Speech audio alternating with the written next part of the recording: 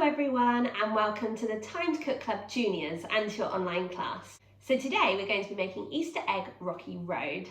So hopefully if you're joining me today, you have all of your ingredients weighed out, measured and ready to go, and also the equipment from the equipment list. So let's make a start. So the first thing you need to do is you need to spend some time preparing your tin.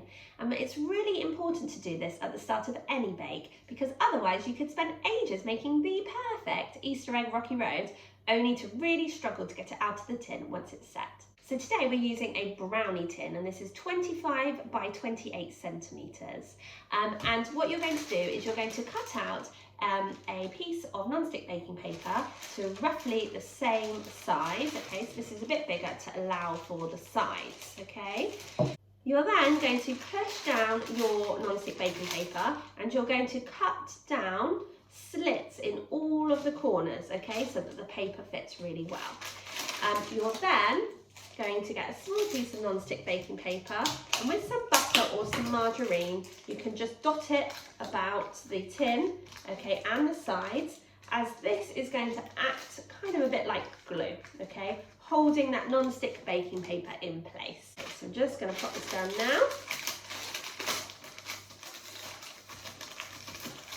And there we have our tin line. So you might just want to kind of flatten down the sides. It's absolutely fine.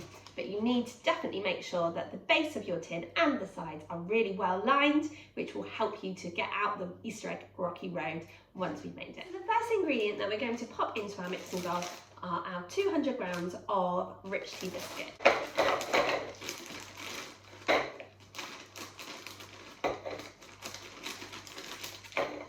Once we've weighed them out, if you haven't done that already, what you're going to do is with your hands, you're just going to break up the rich tea biscuits into small chunks, okay? So you don't want them to be really big chunks, but you also don't want them to be like biscuit crumbs. But if you'd like to, you can use a rolling pin to just bash them, okay? But like I said, you don't want to bash them. We're not making like a buttery biscuit base. You don't want to bash them into really, really small biscuit crumbs, okay? Just into small pieces. And be careful because they have a bit of a habit of flying out of your bowl. So just keep going until you have broken up all of your rich tea biscuits into small pieces. And I'll tell you what to do now. By now your biscuits have all been broken up into small pieces. So now it's time for us to prepare our Easter eggs. And this is a really great recipe to use up any Easter eggs that haven't already been eaten. So today I'm using mini eggs. I'm also using some peanut butter Reese's, and I'm using some M&Ms as well. So you need to save 40 grams of Easter eggs to decorate the top of your rocky road, okay?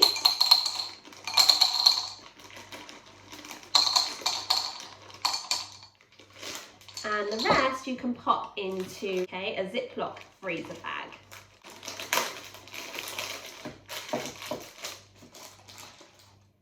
Okay, so if you're using like a big cream eggs, then you're going to very carefully slice those up on a chopping board. Obviously remembering our golden rules when it comes to chopping, and that is we always chop on a chopping board, we always are watching what we're doing at all times, and we're keeping our hands and fingers well away from the blade. So when you've got your Easter eggs in the Ziploc bag, you need to make sure that you get all the air out of that bag before zipping the bag tightly shut, okay? It's really important that you do this because otherwise when you bash up your Easter eggs, they're going to go everywhere. And then with a rolling pin, you're just going to bash up your Easter eggs, okay? And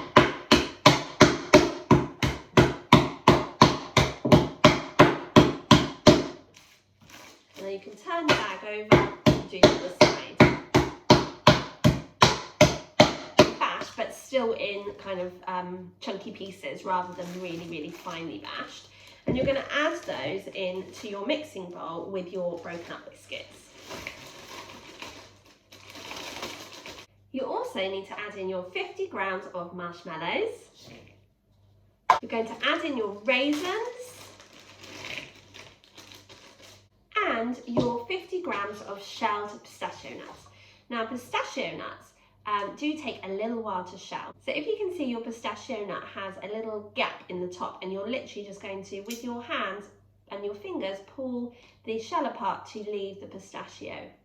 Okay, we're just going to keep doing that until we have shelled all of our pistachio nuts. Okay, so welcome back. Hopefully you have shelled all of your pistachio nuts.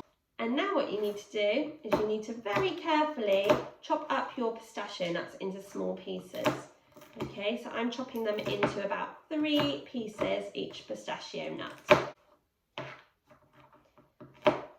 So you're going to add those chopped up pistachios into your mixing bowl. And you also need to chop up your cherries into small pieces. Now, there is no need to wash your cherries before you do this, that's fine, okay? They're in kind of a sugary syrup, so that's absolutely fine. It will be quite sticky when you do this job, but we can always wash our hands afterwards. And you're going to add those cherries to your mixing bowl.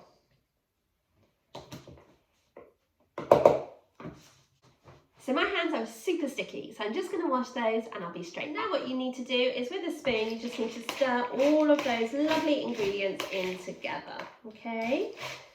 Really dig down in the bowl, mix in the crunched up biscuit too. Now it's time for us to prepare our chocolate, because we need something to bind all of those delicious ingredients together. And we're using 3 bars of chocolate, okay? So we're just going to kind of break the chocolate up whilst it's in the packet. It makes it a lot easier and a lot less messy, okay? And once you've broken up the chocolate, you can just pour it into your microwavable bowl, like so. And you're just going to repeat until you have broken up all of the chocolate that you're using. Now, I'm using bars of chocolate, but there's no reason why you couldn't use leftover Easter eggs. Okay, so we're also going to pop our butter into the microwavable bowl too with the chocolate. But before we do that, we're actually going to cut our butter up into smaller pieces, which is going to make it easier for the butter to melt down.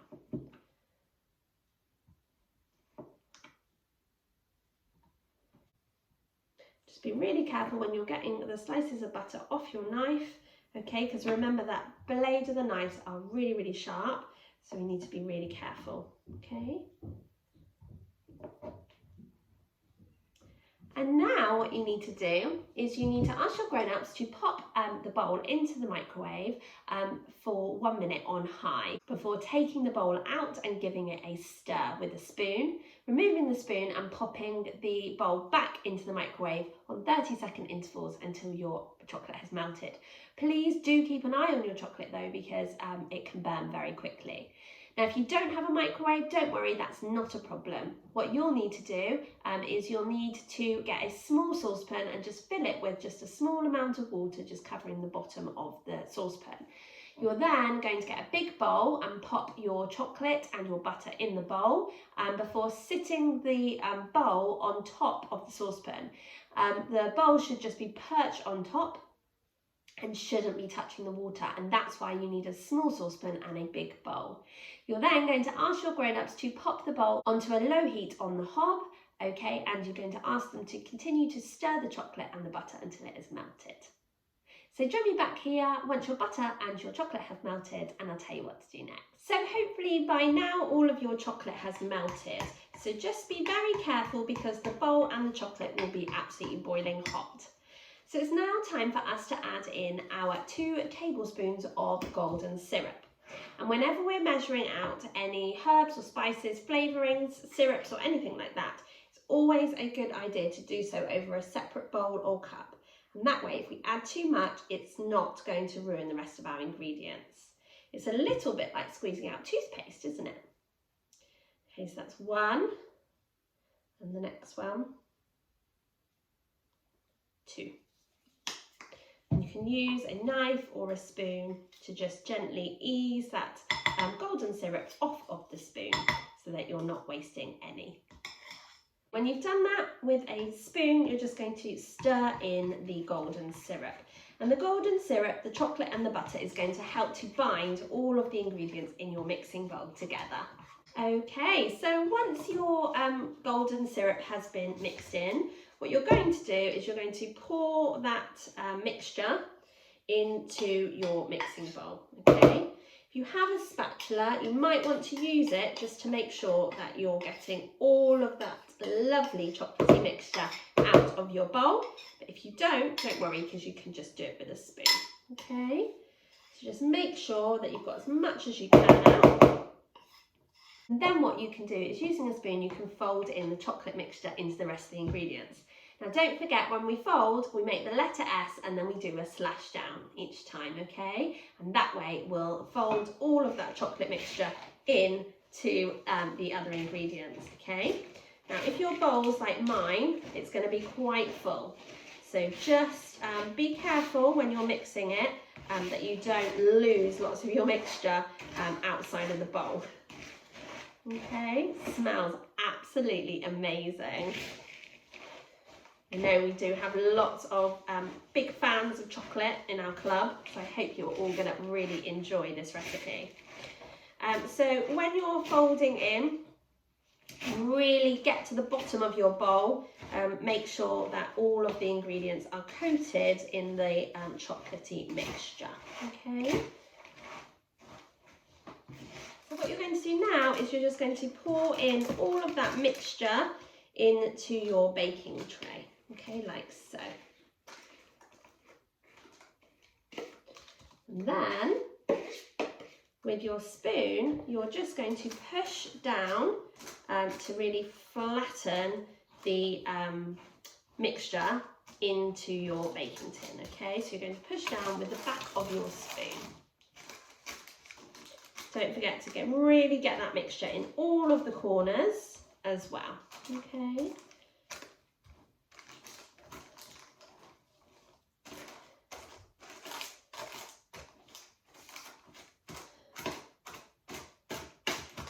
So you're really aiming for a nice even surface. Now what you're going to do is you're just going to scatter on top the mini eggs, and you can use your fingers to kind of press them into place, okay, like so. You're also going to scatter on some marshmallows, and if you're using Malteser bunnies, you can pop them on now, okay. So in order to make them stick, you'll need a little bit of Nutella or something like that, chocolate spread, and you can just put a little bit on the back like so, and then just stick them down. It is optional there, so just use them if you'd like to. And there we have our Easter egg rocky road. So you will need to ask your grown-up to pop your creation into the fridge to cool and to chill for 1 hour, okay? Grown-ups, you can then lift your Easter egg rocky road out of the baking tin using the non-stick baking paper, and you can chop your Easter egg rocky road into pieces. So I really hope you enjoyed joining me today to make your Easter egg rocky road, but more importantly, I hope you enjoy eating it and sharing it with your family and your friends. Thank you so much for joining me for today's bake, and I really look forward to cooking with you guys again next week when we'll be back with another delicious bake, our last one from our Easter treats menu. Really looking forward to cooking with you guys then. Have a super rest of your week.